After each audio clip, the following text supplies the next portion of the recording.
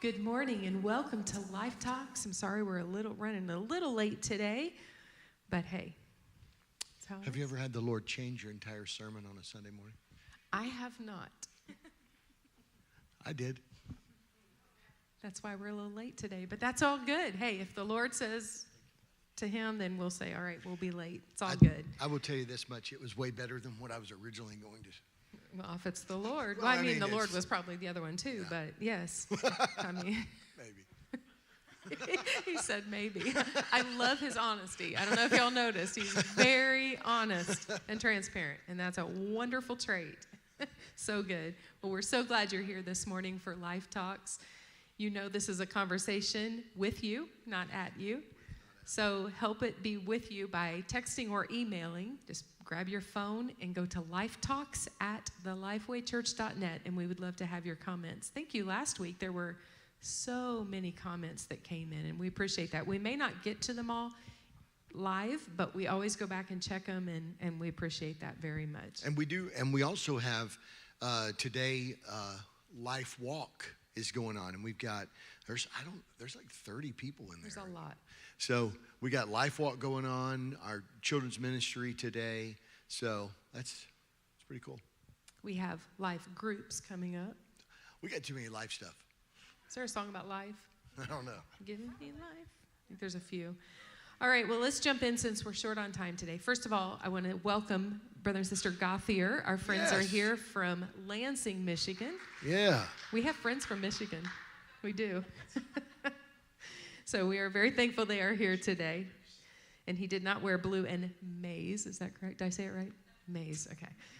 I said blue and yellow last night, and he was quick to let me know that was not right, and he is correct, and I couldn't remember the name of what they call their colors, so we're thankful they're here today. They say red and gray, so. No, he said scarlet and gray. He was quick to that one too, so. All right, well, please join in with us today by sending some questions or some comments, and today we're going to have a great topic. I was just talking to Kaylin before we started, and she said, she wasn't sure how much they could contribute. They might be a case study. And I said, I feel like we're all in the house going to be case studies today for this topic. And it is the Jesus invitation, an offer of margin. An offer of margin. There's a quote by James Bryan Smith that says, when we lack margin in our lives, we become tired and lonely and joyless, which seems to invite temptation. Margin restores balance and restores our soul, thus increasing our capacity for joy.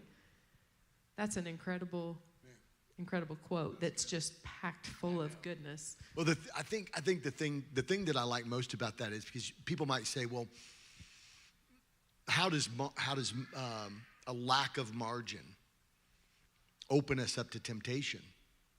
Because normally what we think is we don't have margin, we're just busy, it's the hustle and bustle, it's tough. But I think from particularly, and Scott Culver might be able to, add in on this, maybe even in a comment, but that in a counseling perspective, when you don't have margin, you begin to be, there's only two responses really, and that is to either become exhausted or irritated. And so not having margin in your life, it either wears you out or it stresses you out. So you're either exhausted or irritated. Or both. Well, when we're, yeah, right. And so here's the deal. When you're exhausted, humans, because we have a sinful nature, look for rest and respite in ways that the world offers, or that, right? And having that same sin nature when we're exhausted also makes us, when we're irritated, stressed out, or whatever, we look for a way to rid ourselves of that pressure. So when we're looking for a way to rid ourselves of pressure, it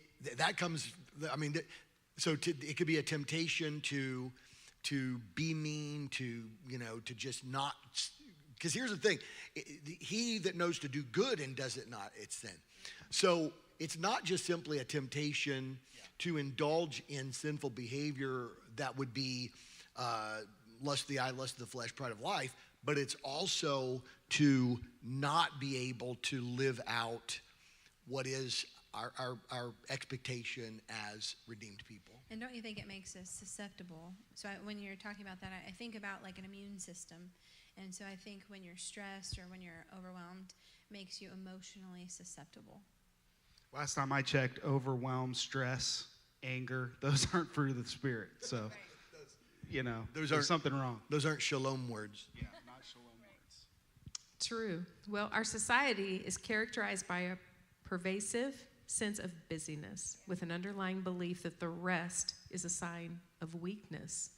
It is true. It's easy to fall into the trap of equating constant activity with productivity, often finding ourselves overwhelmed by the multitude of tasks vying for our attention. The refrain, "There are a million things I should be doing right now," becomes all too familiar. How many of you have said that the minute you sit down? There are a million things I should be doing right now. Life is inherently busy, juggling work, church, family commitments, and more. Even positive aspects of our lives, if not properly balanced, can lead to feelings of exhaustion and a loss of joy. Without a firm grasp on our boundaries, priorities, and a clear vision for our direction, we risk being swept away by the competing priorities of others, leaving our own needs unprotected. Anything you want to comment before I move on? I wrote that, but You did. I didn't really think about it that much until you just read it. I mean, I thought about it. It does, doesn't it? It does hit different. Because then you read it and it spoke back to me. So, all right, so let's talk about this real quick. Let's talk about Mary and Martha. And here's the deal. That story only works because Jesus was in the house. If Jesus wasn't in the house and Mary if she were just playing, Monopoly with, and Martha's in the kitchen, Martha has a beef. Yeah. Like that's legit. Like she's where you should be helping. Jesus says though, today, because here's the thing. This was my conflict when I wrote that. Is I know that there are some people that just their personality or whatever likes to be busy. And I think there are people, let's just throw it out here. I think there are people that can have margin and be busy people. Yeah, 100%. Right? Is that true? I think it's a combination of, like, this whole conversation is about values and models. What do we care about? And what model are we working under? So, for example, in the United States, we have a 5-day work week model. And we've talked about this a lot, but in the North American church, we've largely, in the 21st century, embraced an attractional model. And so I think this whole conversation is sort of the dichotomy between what are we valuing versus what model are we operating under, because sometimes people don't value margin. But other times people value margin, but they are subject to a dysfunctional model.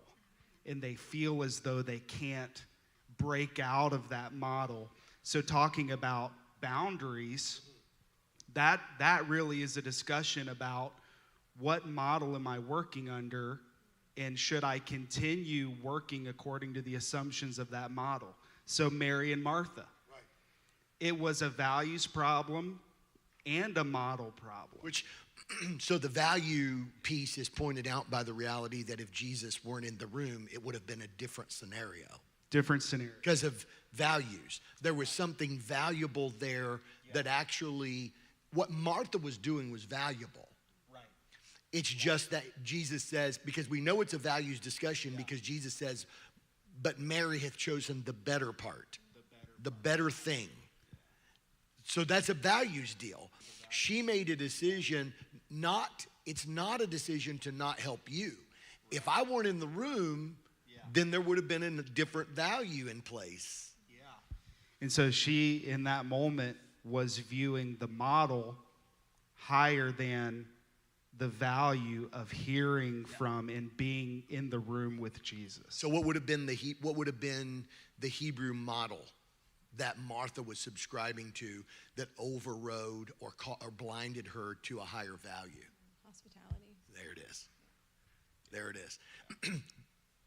Which is intrinsic, that hospitality culture. Jesus speaks a lot of parables equating their hospitality culture to kingdomness. When he talked about the if you have 2 loaves of bread, you only need one for today. Are you going to eat both of those loaves of bread? And he says, but if your neighbor doesn't have a loaf of bread, this may look like on the surface a hospitality model, but Jesus is flipping that hospitality model into a values model. Yeah. And the reality is the kingdom value should produce the model. That's it. Yeah. That's it. But we don't operate like that. Boom. So, all right. So it's starting to get good. Did you notice that? Did you notice it's starting to get good? That? Okay, so I think this is where it's important because anastrophe, we've talked so much about anastrophe, which is, again, and I use, for those of you that are literature, you have your degree in literature, you know that anastrophe is a term, right? Anastrophe is it's a term that is actually used in literature, and it's referring to a particular type of speech pattern, okay? So when you think of anastrophe, I want you to think of Yoda, right? Having a good time in LifeTalks we are, okay? That is actually a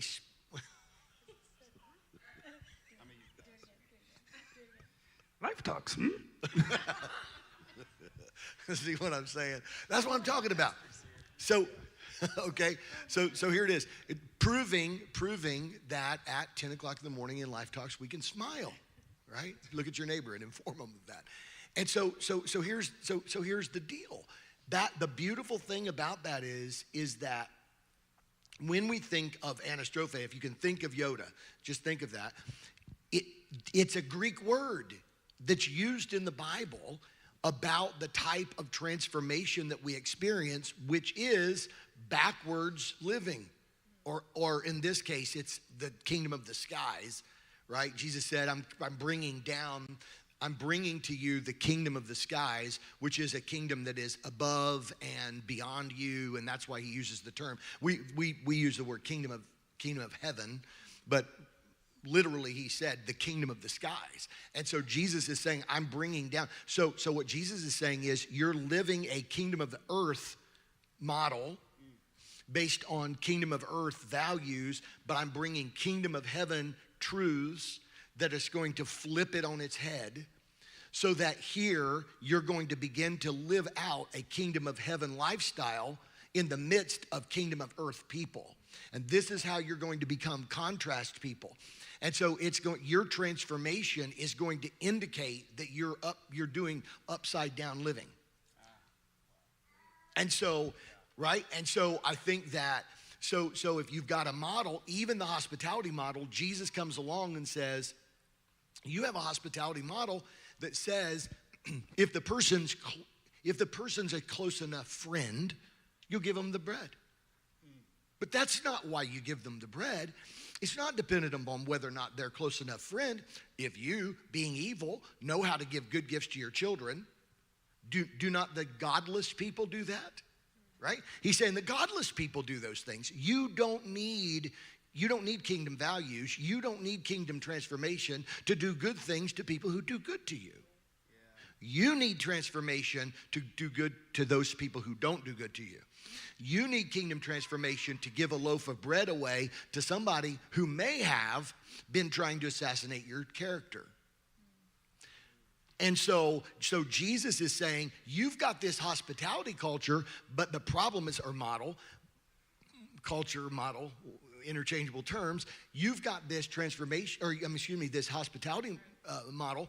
But I'm going to tell you that in my kingdom in the skies, our model, the model is in my world is there's always enough. There's always enough. I proved that to you with the manna thing. Did I not prove it with the manna thing? There's always enough. And where did it come from? It came down from heaven. Where does every good and perfect gift come from? So if you are upside down living people, then you'll recognize, well, what if I need this loaf tomorrow? I got to reserve this for myself because and all of a sudden what happened was you just revealed your scarcity mentality, which is, what if I need this loaf tomorrow? Jesus said, let tomorrow take care of itself. It doesn't matter. I'm taking care of tomorrow. Yeah. So think about the Sermon on the Mount. So rewind back to the Garden of Eden. Ezekiel said it was the mountain of God. Yeah. Then what does Moses do? Goes up to Mount Sinai, to the heaven and earth place, and God speaks to Moses and says, be sure to go down and construct it according to the pattern shown to you on the mountain in the heaven and earth place. So here Jesus comes along, Sermon on the Mount. Takes them up to the mountain and shows them the pattern and says, and by the way, he is the pattern. He says, go down the mountain and live it out according to the pattern, me, that you saw on the mountain. So here they are, Mary and Martha, and Jesus is like, listen, I'm the pattern. She desires the better part. Come learn of me. Embrace the pattern of living. All right, thanks for being at LifeTalks today. Enjoyed having you. That's it right there. Folks, I'm telling you something right now. North American modern Christianity has gotten it so wrong. I'm just going to say it. Because what we do is we try to say, you're going to be a strong Christian if you believe the right things. Well, Jesus, obviously, you've got to believe that he's the pattern. You've got to believe, what he's saying in the heaven meets earth place. But it doesn't do any good if it's not okay. Let's go back to Moses on Sinai. Moses goes up. He gets the pattern, which, by the way, we see that the pattern is also a pattern in the heavenlies. Hebrews talks about that it was a reflection of the heavenly pattern, which when Jesus died, the Bible says he took his blood and sprinkled upon the mercy seat of heaven. You know, so here's the deal. If Moses would have gone up to Sinai and got the tabernacle pattern and then come down and preached a sermon about it, and the people then just go home, and it's repeated over and over and over and over for the last 200 years in North America. What do? We get up and we preach about, here's what I saw on the mountain. Here's what I saw in the heaven meets earth place. And we preach and we communicate ideas and we communicate this is what we should believe and this is what we should believe about the Bible and this is what the Bible says, blah, blah, blah, blah, blah. And what happens is we get in this unfortunate cycle where eventually we got to come along and go, are we building the tabernacle, what Moses saw in the heaven and earth place? Are we building that tabernacle in the midst of the earth place? The Lord's Prayer, your kingdom come, your will be done in earth as it is in heaven. He's literally saying when your entire prayer life is about God showing you the pattern so that you can go live it outside of your prayer closet. That was it. Go do it. Go be my agent of kingdom likeness in the world. Yeah, because I've been guilty of saying, like literally, I've been guilty of saying, like in the midst of my preaching, I've been guilty of saying, so now go home and study this out for yourself. Which is fine. That's all good. I'm introducing a concept that I don't have the time to flesh it out right now. But what I should be more inclined to do or say is, now go home and figure out a way to live this out. And Jesus preaches the Sermon on the Mountain, but then that actually is the template for the rest of his entire ministry. He did that. And so discipleship was the process by which his way became their way. The process by which his way becomes my way of doing it, my way of turning the other cheek, Jesus' way of, right? So I think that's where... Which is always the better way. Always the better way. Which goes back to values. Which is where our beliefs should be anchored. Where does our belief come in? Our belief doesn't come from a plethora of information. Our belief is in the conviction. So where does the belief piece come in? The belief is the conviction that the heaven pattern is better than the earth pattern that we're familiar with. Right? It's not. Let's go to church on Sunday and figure out how pastor can preach another sermon about the Bible in a unique and cool way that we've never heard it before, which has become our North American. I'm not Pentecostal. That's just the North American culture. So I think it's just important that we confront that. We need to confront that. We need to confront it because it is important for us to be able to see and hear and understand what the heaven pattern is. So there's a place for that, but it's not the end of the road. It's not Moses coming down out of the mountain saying, okay, I've got a series I'm going to start on kingdom pattern. I'm going to start a series on kingdom pattern. No, he comes down and says, here's the heaven pattern. Now, we got to build this thing out. Let's build it together. Which is where we are now, talking about, okay, we believe in the pattern, we want that, but where does the margin come in to allow for that change, right? Because you have to be able to rearrange things in your life for the values, right? Let's read a couple comments. I am assuming this comment might be from Brother Scott Culver, not 100% sure, but it says, self-care is an essential part of being involved in counseling. This helps us to stay in the middle of frustration and irritated. To remain in a neutral state, prayer is an essential part of my day to prepare myself for a day working with clients in addiction. My greatest joy is to watch a client focus on changing what they care about and succeed in recovery. As for people who use busyness to keep them from idleness, and this is getting into trouble with their addictions, there's a fine line between learning to rest and staying away from their past habits.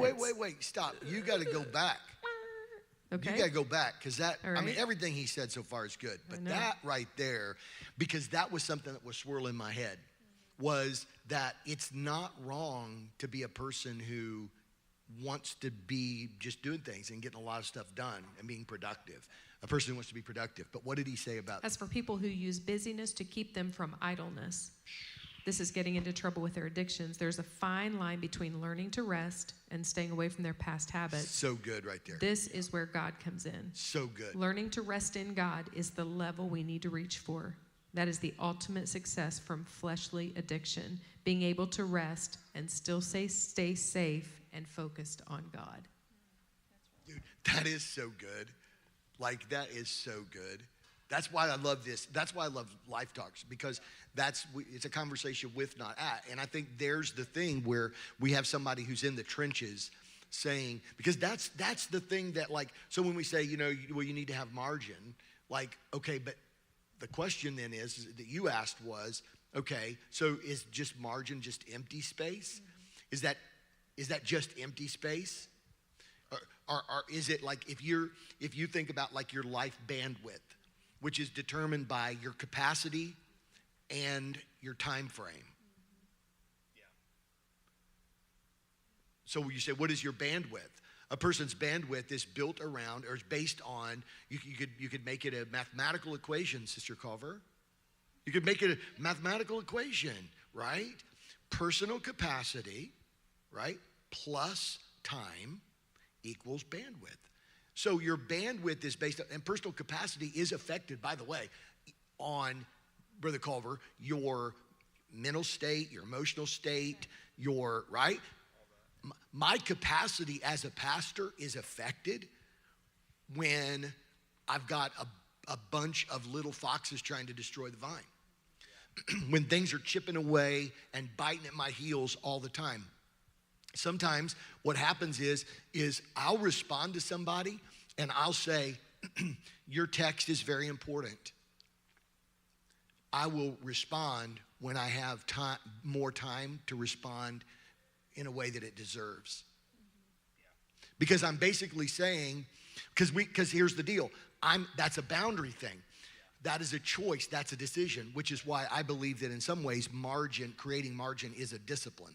And so I'm saying, right, I don't have the bandwidth right now. Because my capacity, there are days when my capacity is 100%, and there are days my capacity is 50%. Based upon what's weighing on me, how the enemy's fighting, how my physical health is. I believe, so I've never battled ever in my life, have ever battled vertigo. And man, Sunday, Monday, and Tuesday of last week, I literally felt everywhere I went that everything was moving and everything was spinning. And I believe that probably affected my capacity. So then that means that my bandwidth was diminished, not because I had less time in a day, but I had less ability to capture what needed to be done in that time frame. So anyway, I just think that's so important, because when you have margin, it's not that you're having margin to say, well, just fill yourself up to 75% so that you're not always operating at 100% capacity. Well, then what do you put in the margin? So that's my question for you today. You've been listening, you've been paying attention, you've been processing this information. My question to you today is, what is the importance of the margin and what fits in there? What goes into the margin? What should fit into the margin? I think this is really an interesting conversation, thinking about our current generation compared to generations in the past, because I feel like in the past, and I haven't had time to study it, I read over the notes, but I didn't study this thought out. But, in the past, generations valued work and accomplishment and busyness and whatever, and you see much, much more words like, or terms like self-care. Like, I never heard the term self-care until Work-life balance. Work-life balance, and boundaries are a big thing right now in our generation. So I wonder if they're grasping for what we're talking about today, and maybe their focus is on like mental health, and everybody's depressed, everybody has poor mental health or whatever, but maybe it's their interpretation of what we're discussing today. It's a life that's been filled with work and accomplishment and do, and they're like, okay, but our world is so busy, we need to step back. We got to set boundaries. Man, that's such a good observation, Kaylin, because I grew up spending a lot of time with my grandparents.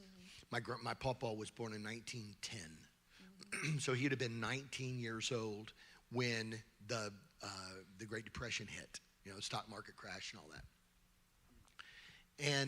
And so they're in the Industrial Revolution, their model, and it was based on values, I think, but some of those values were probably like have to type things. Like either you do this or it's a survival thing. But I know that there was that your identity, your value, or whatever, like if you're strong, then you can always take on more. I can handle it. and it was, but today it seems like it's not a value that's built around, and I don't mean this, and I don't want to sound like like a curmudgeon here. But I don't think that in today's culture there's as much value placed on hard work. I don't think that in today's culture there's as much value placed on you need to be disciplined and you need to work hard and you need to, and I think in some ways we might maybe need to improve on that area, because I think sometimes because here's what's happening. I'm just throwing this out, and maybe you guys, because you're in youth work, right, and have been for like since Barney Ages. was cool. Since It's still cool, but yeah, right. No, but here's the deal. But I do believe that there's a generation now that's filling their margin. They're creating margin, but then they're filling their margin with mindless, senseless stuff. So I'm going to read this comment right here because it kind of goes with what you just said. This comment says, margin can give us rest, but spiritual margin gives us peace. That's good. We have learned time and time again that when we feed our flesh entertainment, such as news, YouTube, Facebook, shopping, what we're just talking about, we will always be in some level of stress. Taking a break from all of that gives us some rest. But when we are intentional with feeding our mind and heart with the spiritual things, so much more rest comes along with the peace that the Lord creates in ourselves. That's the true margin, which adds real value to our lives. He says, one time during prayer, when asking God to help us curb our appetite for entertainment, Jesus plainly spoke, "Why don't you make me your entertainment?" Woo! This simple question spoke a lot to us. Golly. Jesus was literally saying to whoever made that comment right there, Jesus was literally saying, why don't you value me enough so that your model reflects your value?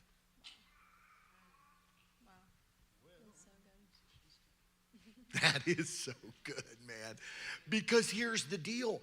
This is the thing. We need conviction. Like, we need conviction. We need this to confront us, because here's what we want to do.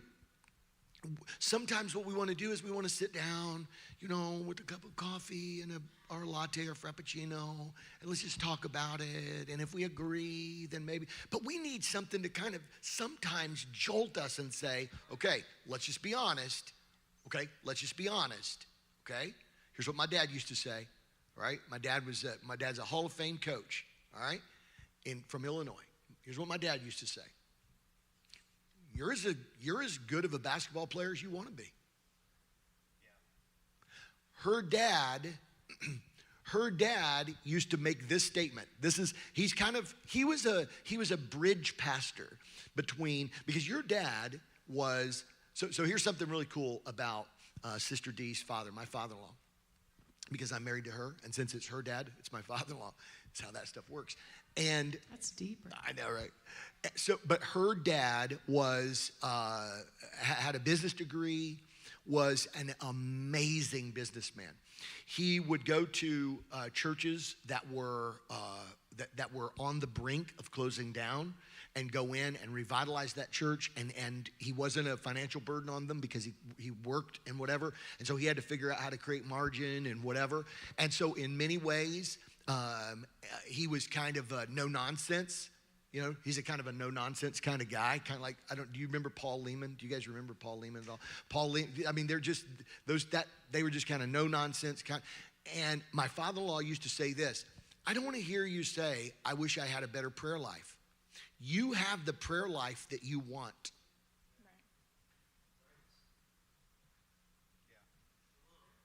I mean, people, I wish I had a better prayer life. And he's like, yeah, I'm sure you wish you did, but basically you've got the spiritual walk that you're motivated to have right now. You've got what you want. And it's like, well, but I just wish I was so much more this. I wish I was so much. Okay, so here's the deal. You're wishing, not wanting. If you wanted it, then you would value it, and then you would make your model match what you value. Yeah, that's so good, because I think we like to blame busyness. We like to blame our schedule. We like to, but really, we're the ones who set our busyness. And there are demands that, I mean, you can't help when you're at work, you have to work. Like, you can't help that. But you also can arrange your life. I mean, we're in America. Right. There's few other places where you can really just kind of arrange your life however you value.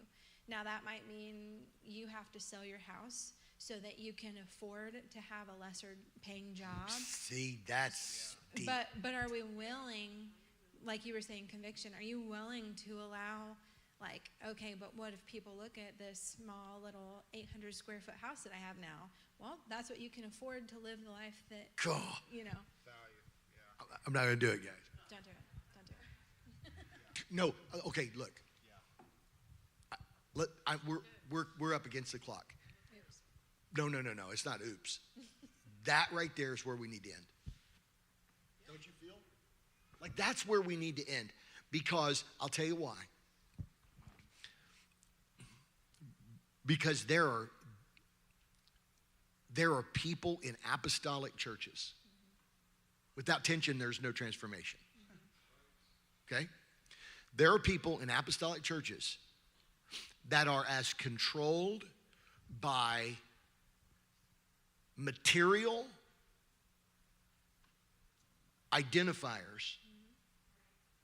They get their identity, right, from material identifiers. They get their identity, they're like, we want to, well, like you said, well, I don't want people to think I'm not successful. I got this little house, right? I'm going to tell you something right now. I'm familiar with a community in Tampa, Florida, that their value is we want to be able to have financial margin to be able to live daily on mission. That is a value. They say, because of this, we embrace a simple lifestyle. Yeah. Which sounds a lot like Jesus. That literally, it's the church. It's not an apostolic church. I'm familiar with them. It's a group of people in Tampa, and and ultimately, this is their deal. We do not want to be controlled by the material demands of a North American materialistic culture. We want to be anastrophe people. They don't use the term. We want to be anastrophe people where we have margin, financial margin in our life. Therefore, we forego the house we could have. We forego the car we could have. We forego the boat we could have, so that we have margin to do the mission. I know of a group. I know of a Baptist church in the Research Triangle of North Carolina. Okay, if you want to read a phenomenal book, read J.D. Greer's book. The book is called Gaining by Losing. J.D. Greer has an amazing book, Gaining by Losing, and in it he talks about a couple. There's a story in there that there's a couple. She was a what's it called when you've reached a certain you've worked to a certain amount of time that you're now tenured. She was a tenured school teacher in North Carolina, and he was a principal. And they felt a call of God to do mission. And so he took a job as a manager of a Starbucks, and she took a job cleaning houses to be able to go to a place and do what they felt God had called them to do. From the world's perspective, they moved from successful to unsuccessful. But in kingdom perspective, they moved from temporal, meaningless, laying up your treasures here to laying up your treasures somewhere else. You don't do that. You don't create a new model in your life unless you have massive values that come from above.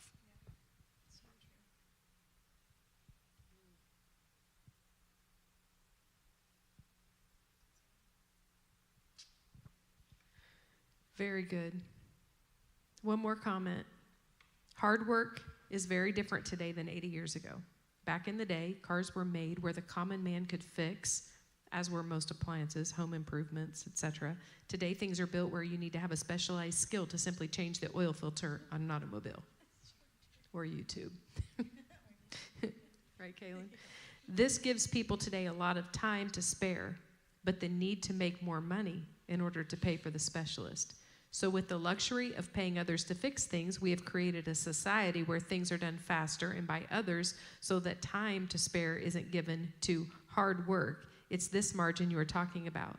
We need to teach this generation to use this margin of time in the way God wants. How can we use the time we would have spent changing our oil in a way God wants? So good. And by the way, I do feel pressed a little bit to say also that the Lord wants us to also realize that there's also a reduction of margin in poverty. And there are some people that choose, it looks like they're sacrificing, because I don't think it's fair for us to, it's not fair for us just to hit the predominant model, which is, showing how successful you are by all the stuff that you've accumulated. But I think on the other end of the spectrum, we also need to say there's, just like in the Industrial Revolution era, where there were people that worked and filled their margin with productivity. By the same token, when we say that there are a lot of people today that fill up their margin with unproductivity, that they fill up their margin with watching YouTube videos and scrolling social media and whatever, and their margin is filled with that, and it's unproductive. And so I'd rather have a person that's filling up their margin with productivity than unproductivity, but that's a values thing. The point is, but there are also people that it's not that they're, choosing to downsize and create a financial model where they have margin. It's just that they're lazy. Yeah. That particular community in Tampa that you're referring to, they say that poverty is something to be defeated. Yes. The kingdom is a kingdom of, it is a kingdom where there is no scarcity. Right. So we shouldn't embrace this sense that says we're lacking. Jesus said, do not, the flowers of the fields, they don't toil and spin. But Solomon in all of his glory was not arrayed like these. And so I think that's such a good point. And those people on both ends of the spectrum are just as focused on their situation. And have just as much lack of margin. Yeah. Poverty that's produced by laziness will steal your margin just as much as having a materialistic overwork mindset. The point is to have a kingdom value that creates your model. It's not that Jesus didn't come to produce an antithesis model to the religious culture. He came to produce a kingdom model. He didn't come to create a reflex revolution. He came to create a kingdom revolution. And so we don't reflex to the materialism of our world by saying, we're choosing poverty to reflex against the materialism of the world. Well, then now you've just created a different problem. That's not the point. The point isn't materialism or laziness-induced poverty. The point is, am I creating margin for Jesus, for the mission? By the way, I don't know if there was any answers. I asked the question, and I'll answer it myself. I'm sorry. Go ahead. You want something done right. No, I know. So, I wasn't meaning it that way. I mean, because of the fact that we don't have time, and I don't know if anybody, okay, that's what I meant. I wasn't meaning that sarcastically. What I'm saying is, I think that what we do is we fill the margins with the unexpected opportunities to be Jesus to the world, to live as kingdom people. What do we fill the margins with? The margin gives us the space to stop and to have that conversation, to stop and to minister to that person. To actually see those people. Yes, to build the tabernacle. The margin is to build the kingdom model. Yeah, To be the Good Samaritan. It's like those extra $1,000, that extra $1,000 in your bank account. You don't have that there, so that you're secure. It's so that you can use it if your washing machine is stuck on the lock setting and you can't open it because it just keeps giving you an error over and over, and you have to call the people to come fix it. And that's why you have a margin. And if you don't have a washing machine that's stuck on the lock, okay, so it can create margin in that you're not unduly under-resourced. But if you go for several months and you don't need it for anything, then you say it's an extra loaf of bread. Yeah, you can share it with a friend. Wow. Well, we've obviously got to continue this next week because we have a whole lot of things we did not cover, but they're going to be really, really good.